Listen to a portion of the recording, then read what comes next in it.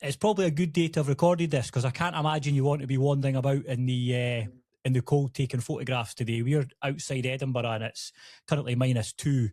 Well, I'm in Bedford, just sort of south of Perth.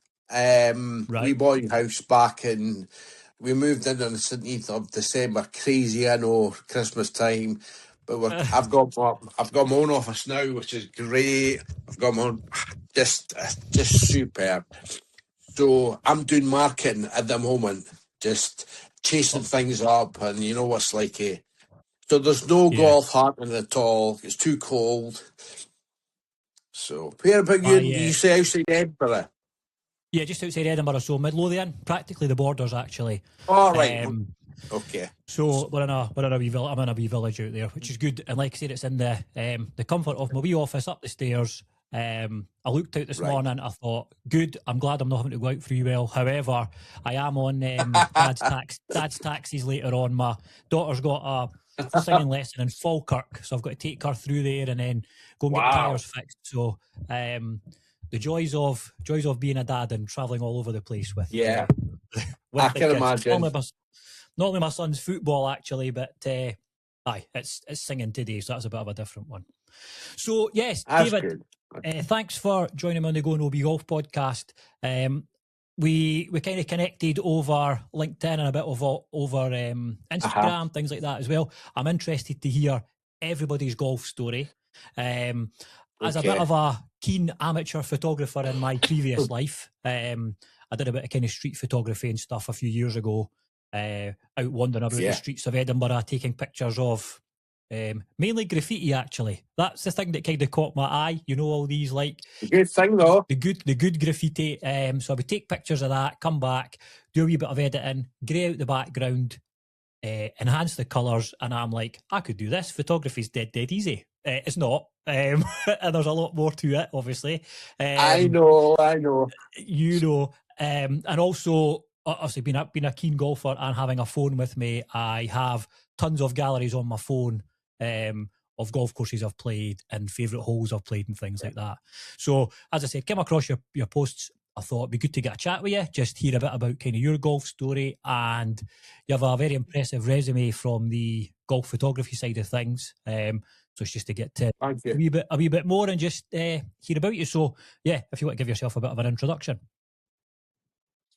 Yeah, my name is David Lawrence. I've been in business about 12 years now. I started in the Old Course Hotel, and I was standing on the 18th tee, approached by about 8 guys from America, actually, from Houston. And they said, do you do this professionally? I says, no, just a mere amateur. Would you like to come out with us? So that's what I've done. That was 12 years ago. And it's just transpired from there. It's just gained momentum. It's good.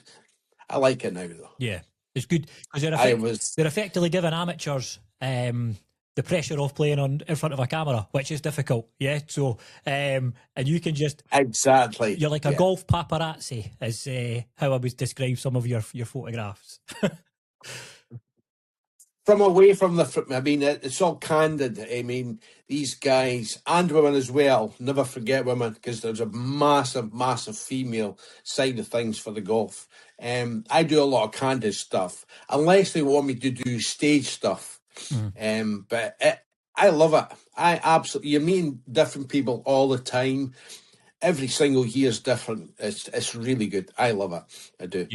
Yeah, like I said, a lot of the stuff I seen that you'd posted was the kind of candid photography, and I suppose that kind of links in a wee bit with me with the kind of street photography. So it's stuff that's happening at the time, and you've got that, you just capture that wee second in time as what they got. But I guess you probably get a lot of take a photo of us on the Swilcan Bridge, and there'll be your standard ones that they'll want to. There's one on the Swilcan Bridge that everybody who plays the Old Course want a photograph on the Swilcan Bridge. They do. You could be any place you want. Everything between sort of the first, the second, the third, and then the 15th, 16th, 17th, 18th. you could be that they're the most iconic holes. In between that, there's nothing happens. You could be any place in the world, really. But it's the old course. It's the old course. But I must say, Craig, there's better courses than that in the world. I've got to say. Yeah, I think we get blinded, but as Scotsmen that were like, we're so passionate about the old course, and that's it, right? Everything revolves around the old course.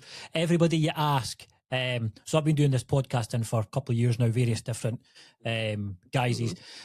Worked with some American guys before, and if you ask the Americans for their bucket list courses, they have 2 or 3. If you say like top 5, their top 3 or 4 are the American courses, and then it's St Andrews. Whereas you ask a Scotsman, and it's St Andrews is always the one for me. So, what other ones have you done around about Scotland that you would say are good for the aesthetics? I've been to East Lake in Atlanta.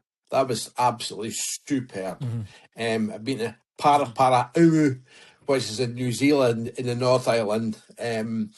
Just Scotland's the main thing. It really is. Scotland's just it's such a small place, as you know, being a Scotsman. It's small, but there's a lot of good courses around this area. I mean, I'm because I live in Perth. I could go to Gleneagles, I can go to Dumbarton, I can go to Carnoustie, I can go north, I can go west. I would say the best one that I've ever been at is probably Cabot Highlands, which is Castle Stewart up in Inverness. The views are just stunning. They really are. But I've been there when it's been horizontal rain. It's been an absolute nightmare, and you've got to crouch down behind bushes, and you've got to get you. The thing is, when you do get that picture, everybody says, "Why did you take that?" Say, well, that's what I do. That's what I've learned over the years, where to go and where to stay, and crouch down, shelter yourself in the wind and the rain. And as I say, I've seen horizontal rain sometimes. It's been horrendous. But you take the good with the bad. Yeah. And there's more good than bad. Absolutely, yep. So are you attached to kind of like clubs? So if they have visitors coming over, would they say, we have a man that can take your photographs for you to memory, or do folk just reach out to you? How do you get most of your business? Over the years, I'm still freelance, but over the years I've kind of engaged with tour operators, which are really good. One of them is a big outfit. They're based in Dublin, called Car Golf, and I do a lot of work with them. They're really good, high end volume. When people come across from America, they want that sort of.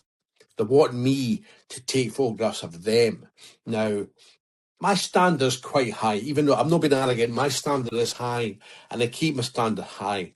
So they'll give me a phone. They give me dates. Can you be there? Can you be here? They say yay or nay. But I've got a couple of people that work with me, which is really good. So they pick up the reins if I can't be there. 2 places at one time, as you know. Yeah.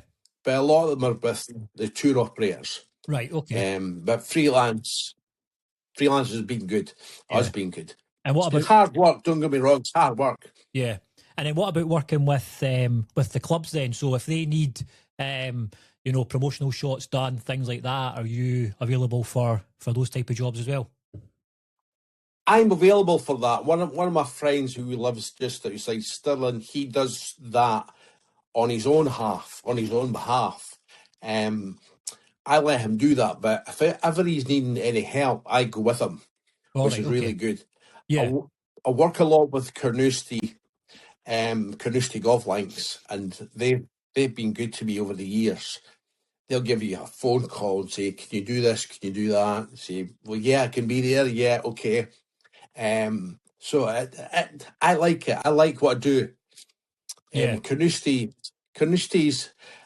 quite expensive to play the championship course, but it's got such a brilliant vibe about it. When you go there and you play, and you apart from the old course, Carnoustie's probably the better course, the harder course. But yeah, I do a lot with Carnoustie, with the clubs, etc., etc. So. Good stuff. And what about gear then? So if you were to say, like, obviously wedding photographers, right? They'll go along to a venue beforehand and they'll study out and this is where I'm going to take my shots from. You've already touched on, like, you now know these courses probably like the back of your hand as to where the best vantage points are to be getting the photographs and things. But, you know, if you're a wedding photographer, as an example, and you're an outside wedding and it starts to rain, you bring everything indoors, you're not going to be able to do that. So, No. what sort of kit are you taking with you on a kind of regular shoot? I've got what they call a storm jacket, and that I use them. I take them with me. It could be the middle of summer, but it can rain in heartbeats. You know yourself in Scotland. Yeah. But I take these. It's called a storm jacket. They cover the lenses and obviously the box, as we call the cameras.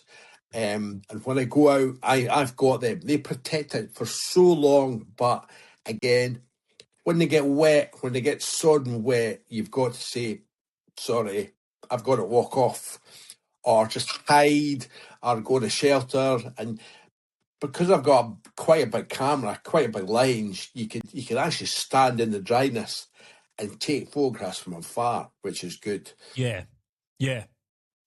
So what about like, obviously from the kind of tourism side of things, right? Like, you'll get the tourists to come over, you take the things. Yeah. Do you then edit? Do they sign up for a package for you? You will follow them, do the stuff. Do you then do all the kind of post production and then go back to them, or?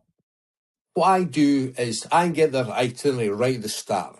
So if they play like the Old Course or Carnoustie or to Barney, I put package together, option together, and give them that. So they'll pick the best options for them. Then I give them in like a digital gallery. That's the platform. They can use the images on all the social media platforms. They can do what they want as long as they pay me. But the good thing is, for me, I do the stuff. I do the photography for them, and I put them in a digital gallery, and they just email it, which is probably about 150 images per course, which is really. That's what I do. I also put together a musical slideshow of some of the images from their trip, and that's become very, very successful. You've got to pick you always pick the music. You always pick the music to suit what they do. If they're Irish, a lot of Irish people from America, believe it or not, they love Irish music. So you've got to 10 times sort of distinguish between Scottish music and Irish music, and you've got to do it. Mm-hmm. And as I say, I pick the music to suit. That's what I do. But the musical slideshow has been very, very successful. It really has. It's good because it sends something they'll bring out again. So, like a lot of, as I said, I've got quite a few friends in America, and like, they plan Scotland as like a bit of a pilgrimage, right? If you're a golfer, I'm going to do the trip, right? So you come over, they go to a few of the bars round about here, they do some of the nightlife in St Andrews, and they do all the bits and pieces. So yeah, actually having the photography on the golf course, when they go back, they can say to family years down the line, this was my Scotland trip, and then they can play off some of your stuff. A lot with Craig is like bragging rights. Their friends and their family say, this is where I was back in July or August. Or these are the images that we hire a photographer, i.e. me. This is what we've got. This is where we were. So it could be North Berwick. It could be, where else? It could be Gullen. It could be Turnberry. It could be any place. So you put them all together, and they've got all everything's different for them. When they go back, they got bragging rights. They have, and they play all these different courses. We take it for granted being in Scotland. It's so close. But for them to get back and have a gallery, maybe 100 photographs, 150 photographs, they look back on it, which is really good for them. Yeah, exactly. Yep. So what about, that's obviously makes a memorable trip for them, but what about for you? What would you say is kind of the most memorable one you've documented? I would think there was a guy from Texas, and he was smoking a big stogie cigar, one of these massive cigars, and his wife never knew he smoked. He only smoked. He only smoked when he was on vacation, and he took a big plum and just blew up, and I just caught him bang, and the smoke, the plume of the smoke come up, and that's probably the best one over the years I've taken. Yeah. And when I sent him by email, he said, "Don't put that in the gallery because my wife does no smoke." That was going to be a really expensive trip, nearly. It could have been, yeah, it could have been divorce proceedings. So obviously I had to take that out the actual gallery and send it separately to him.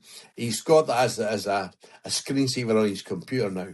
His wife knows he smokes cigars when he's away on holiday and on vacation. So by that time she never knew. That was one of the funniest ones.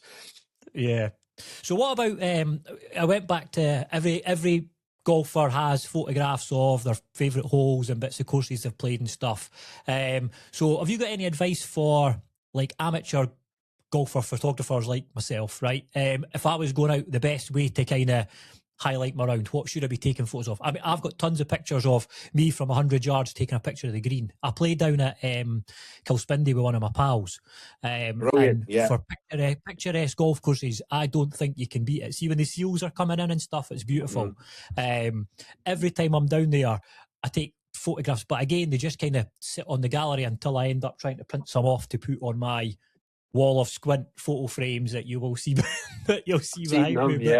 Yeah. But that's okay though. Yeah. What about have you got any tips for kind of us amateurs to try and get the best out of our photos? The best thing is the light. Right.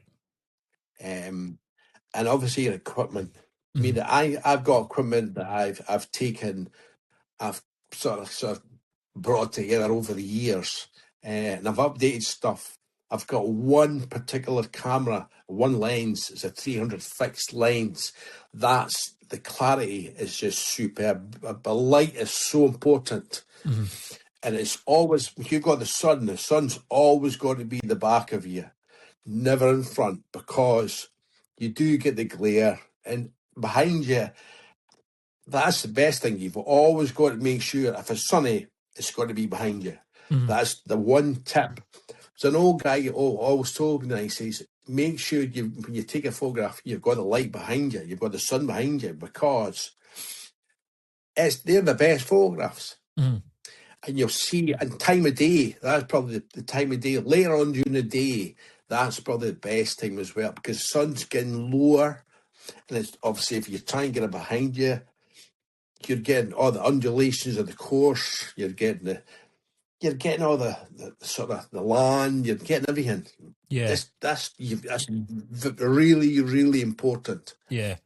Well, that's one of the things I try. So, as I said to you, normally I take photographs when I'm down there, and the kind of closing holes are all away from the water, so the sun is 9 times out of 10 behind you. And see the amount of photographs, I'll send you a couple once we're finished just so you can see what I mean, but when you can see the whole layout of the course, you can see how the fairway runs. It actually makes it easier for reading the greens as well, because of the you can that's true.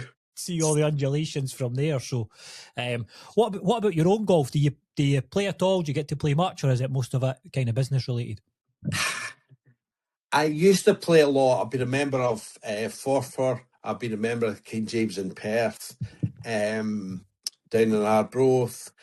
But I don't get that much time to play now. I'm passionate about the game. I love the game. I love watching it. I love people's reactions when they play a really good drive or a pitch or they drop a long putt. It's just, there's a passion there, and I love it. If I didn't like it, I wouldn't be doing what I'm doing now. No.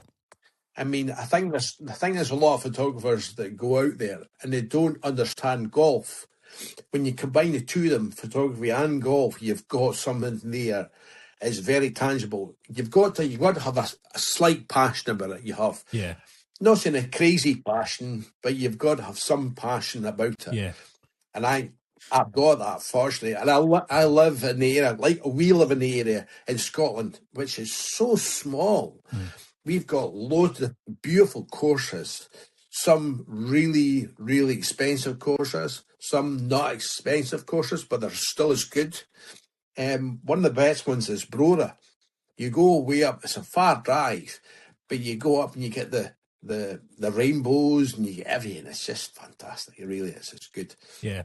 I've got a friend that plays up at Dornoch, and I've never played it yet. But I see every photograph I see of Dornoch. I'm so jealous of people that get to play that on a regular basis. I take it you've been up there, yeah? I've been up there a few times. The best time, I would think, over the year, it's probably September. September month's a great month because you get the low-lying sky. Everything just is so nice. I've been up there when it's raining, and you think to yourself, I ain't going any place, I've got to be here. So you get wrapped up, your Gore-Tex, and your hat, and your gloves. Do you know what? It's the middle of summer, but it rains. We get the rain. Yeah. Once you're out there, you're out there. There's no turning back. You've got to be there. You've got to protect your equipment you have. You've got to know the areas of the courses where to go. I be sticking your head in a, I don't know, just behind a bush or just some protection, or you've got to protect yourself. You really have. You've got to. Yeah. So what would you say then for tips, a bit of a kind of tips for tourists, right? So there's a touring party coming over. Best time of the year to be visiting Scotland for golf? Well, it's a stab in that, really. I mean, a lot of Americans, they've got their vacations from about April right through to probably September, but I would say September is a great month. Personally, I think September is a great month because you've got a bit of the land is there. You've had the rain, you've had the good summer, everything. It's just coming back out again. When you start kicking in October, you start verging on. It's strange. It's difficult, but September is probably the best time of year. I would think so. And if you were advising a group to come over in September, then where would you say they should be basing themselves? Well, it depends what courses they want to play. I found that a lot of people coming across to play like St Andrews in that area, they stay in the St Andrews area. They play Dumbarton, they play Kingsbarns, they play Carnoustie. That's in this area. If they go north in the Highlands, they'll base themselves in Inverness, which is really good. And about any place, really. You can go east, west, north. You can even go south if you wanted to. Some fantastic courses, there really is. Yeah. So, right, last couple of questions for you then. What would you consider as, give me 3 hidden gems in Scotland? So the Americans are coming over, right? They're coming over. They're not playing the big boys, but they're going to play 3 hidden gems. What have you got for us? I would put number 1 would be Brora, up in that's north of Dornoch, north of Inverness. You've also got where else? Another one's Peterhead. That's a beautiful course. Absolutely beautiful. That's a hidden gem. And I would say the third one is probably Blairgowrie. Right. In Angus. That's absolutely, there's 2 courses there. You can play the big course. The actual clubhouse is really old. It's just the people up there are just superb. They really are. They're hidden gems. Because I think a lot of folk do get blindsided by, like, the Dumbartons, the St Andrews, the Carnousties, all those ones. And as you said, they're the kind of bragging right ones that they can go back to their pals when they're sitting in a bar in Texas and say, yeah, I played the old course. But really, there's like North Berwick, for example, when you see all the pros come over and they're playing in the Scottish Open, they're always on North Berwick. North Berwick is a fantastic course. It's so, I smile every time I go there because people are really nice. It's a nice place to stay. The course is beautiful. They're doing a lot to just now. But you know what? You're right on the coast. You're right on the water. And it's just, you look out, it's fantastic, it really is. That's the hidden gem. That's just one of these iconic golf courses that we're proud of in Scotland. Yeah. With the West Links. You go to Turnberry, I've heard Turnberry's about £1,000 a round per person, roughly. Right. Yeah, it's expensive. If you stay in the Turnberry Hotel, I think it gets reduced to about £600 a round, but you've got to stay in the hotel. You've got Western Gales, which is over the west coast. You've got Prestwick, which was the home of the first Open. It's quite a short course, but again, beautiful course. But hidden gems, yeah, these three I've told you, definitely. Brora number one, definitely. Brora, yeah, it's never one that ever comes up on a list. Whereas I thought you'd be a good, you'd be a good person to ask, because you're obviously touring around these places. So I thought, that might be quite good that you could. What about Glen Cruton? Have you played Glen Cruton or been up there? I've never been up there yet. That's the one of Bob McIntyre. He played that. I've got friends from Atlanta and Georgia who want to play Glen Cruton, but because Bob McIntyre's he's pushed himself right up. Glen Cruton now is the place everybody wants to play. Yeah. So it's becoming from a hidden gem. It's coming right out of the shadows now. Mm-hmm. It seems like it's a fantastic course, but he's a good shinny player, by the way. Yeah, I'd heard well, I've got a friend Bob McIntyre, yeah. I've got a friend who does he does a disability podcast for us, Martin, and he plays on the disability tour. He's on the EDJ, and he's based in Glen Cruton, and he's actually got a cafe, and I think he's got like a wee holiday home type let thing up there. So if your Atlanta pals need a contact, I've got one for you that might help out. But yeah, I've had a look at it, and it does look superb. But you're right. I mean, obviously with Bob doing so well, he's raised the profile of that one now. So I think it's going to be harder and harder to get on it. He has actually, yeah. And he's such a nice guy. I've met him a couple of times. He's just so grounded. So is Rory McIlroy and his dad. Mm-hmm. I mean, I'm no sort of putting names out there, but I've met these guys because I do the Dunhill every October. Have done for about the last 10 years. And it's just the people you meet, you've got to pinch yourself down sometimes. You're actually standing right next to them. Yeah. Rory McIlroy, his dad Jerry is just hilarious. He comes across that way. He comes across that way. He's very, very, yeah. Although Rory McIlroy is worth a fortune, his dad is just so proud of his son. But he's never changed. He's never changed in all the years. And the good thing is they get to know you and they just wave at you. That makes you feel really good. Yeah. I'm a like wee guy from Dundee originally. And now I'm very fortunate. I do what I do now. And I've met these people. That's the way it is. Yeah. You've got to work hard. It's hard work. Yeah. That was going to be my next question for you. So, if you're out photographing the pros and the celebs at these type of things, I didn't know whether you maybe just went up to them the first tee and you're like, I'm going to be your photographer for the day, I'll catch you at the end, and then you just disappear into the background and they never see you again, or do you follow behind? How does that kind of work? What happens with the Dunhill and the big professional tournaments is you've got to have accreditation. Mm-hmm. You've got to put in for it, and they get to know you. Accreditations, like they've got to tick that box. You've got to be there. You've got to be there. You've got to have some accreditation to be part of that. Like the Open, there's only about 200 photographers of the whole world that are allowed to go to the Open. But that shows you how tight it really is. And it's probably getting tighter now. Mm-hmm. It really is. And how long in advance are you having to apply for that then? Oh, probably about 2-3 months. All right, okay. Roughly. They don't go any further than that because there's a lot happening over the year. Mm-hmm. I mean, I cherry pick the games I'm going to play, the Scottish Open or the Opens next year, 2027, back at the Old Course. I'd done the seniors, not last year, but the year before at Carnoustie. That was just incredible.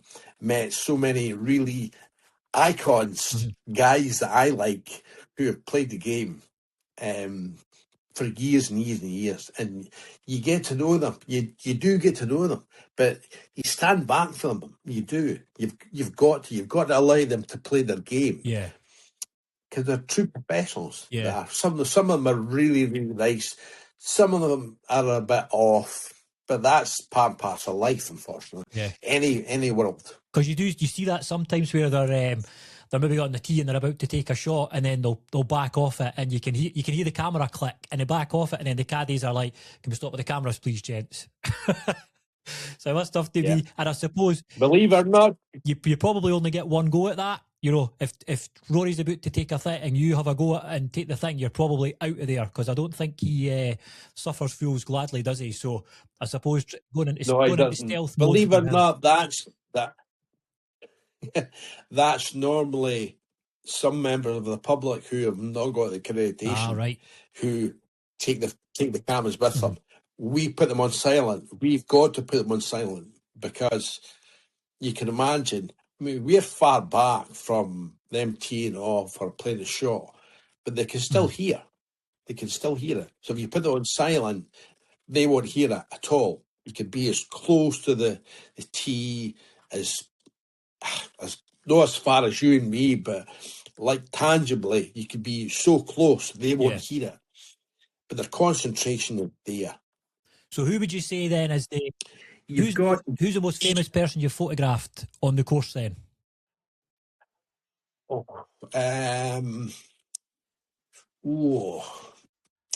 Apart from Rory McIlroy, I would think Paul McGinley he comes across as very abrasive on the PGA Tour, the senior tour, but he's actually a really nice guy. He is. Yeah. He's a really nice guy.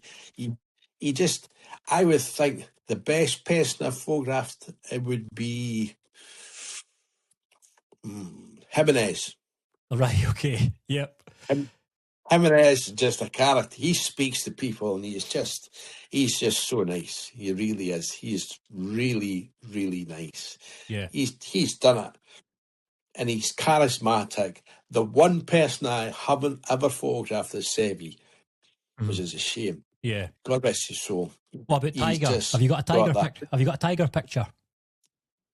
I photographed. I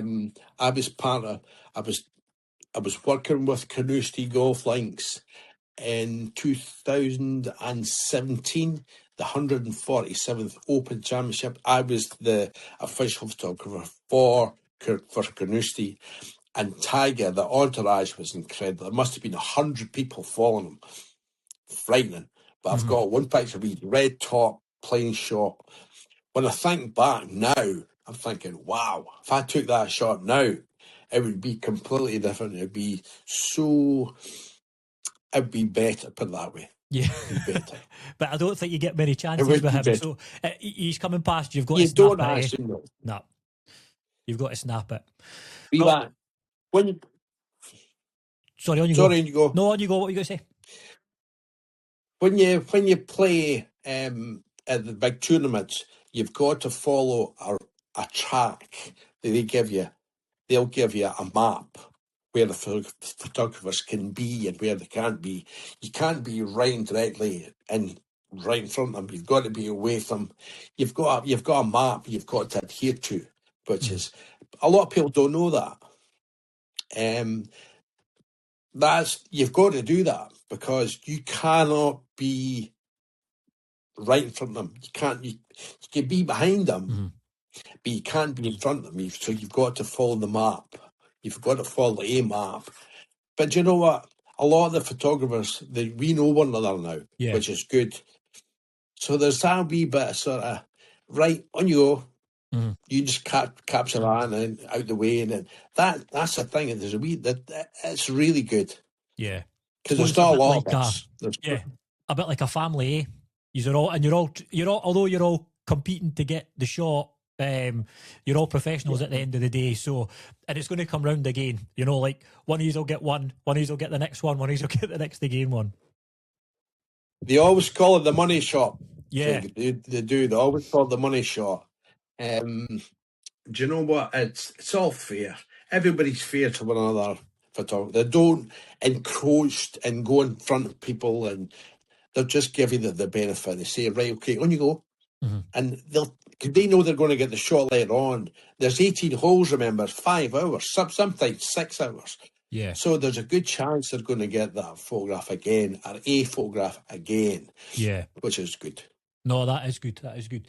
Well, listen, David, thanks very much for coming on. It was good to speak to you. Good to get a bit of an insight as to what goes into the kind of golf photography side of things. Because I think a lot of people do think, oh, you just can stand wherever you want, take a photograph. It's not as simple. It's not as simple as that. And then, as I said to you, having done a bit of amateur stuff before, I know the whole editing side of things is difficult from that point of view. So that's probably where a lot of your work comes in. So how can people reach out to you if they're looking to book you for their trips? Just by email. That's probably the best way. I do a lot through the Caddy School for Soldiers. That's a charity thing. And it's one of the guys called David Scott, who's the general manager of Dumbarton. Mm-hmm. David's a lovely guy. He's a proper gentleman. Just by pure chance, I do the photography for them every year now. Well, it's 3 times a year. So have a look at that. Caddy School for Soldiers. It's really good. Great cause. I'm not down for them because I get nothing for it. Mm-hmm. But they work hard. They do work hard. It's got guys that maybe got PTSD, something like that, and they put themselves forward to be a caddy. Some have got jobs in America now, or the UK, and that's because of the caddy school. They get trained, just not so much up here, but the whole thing. They get trained how to react, how to be with around people. Some people, some of the caddies couldn't even speak to one another. They wouldn't even speak to me. But I see them go right through the 4 or 5 weeks. By the end of the 5 weeks, they're speaking to me. Yeah. Which is really good. So they must be doing something right. No, that's brilliant. But definitely, if they can get in touch with me through email, through my website, through LinkedIn, through Instagram, just whatever. That's the best way. And I give them an idea of what's going to cost them. Yeah, I'll post out your links and stuff when we put the episode out so that people know how they can get in touch with you. But yeah, thanks again, David. Have you got any plan for the next wee while, or are you editing at the moment? What's your? Yeah, I've got quite a lot on over from probably April right through to October. I've got a big job in October. I'm working on a. It's called the Carnoustie Classic, which is based in Carnoustie, is based in Panmure. It's also based in Montefieth. There's about 4 or 5 different courses. There's about 90 people from all over the world that play in this tournament. So I'm going to be doing. I'm just quoting for just now, working out what the best way is. Mm-hmm. If we're going to stay, if we're going to travel, because I live in Perth. So yeah, that's what I've got a lot on. A lot of irons in the fire, which is good. That's the way to be, eh? So, keeps you out of trouble. Yeah, it keeps me out of trouble. Exactly. Perfect. Great to speak to you. Yeah, you too, David. All right, take care, and we'll speak again soon. Yeah. Cheers. Okay, cheers. Bye-bye.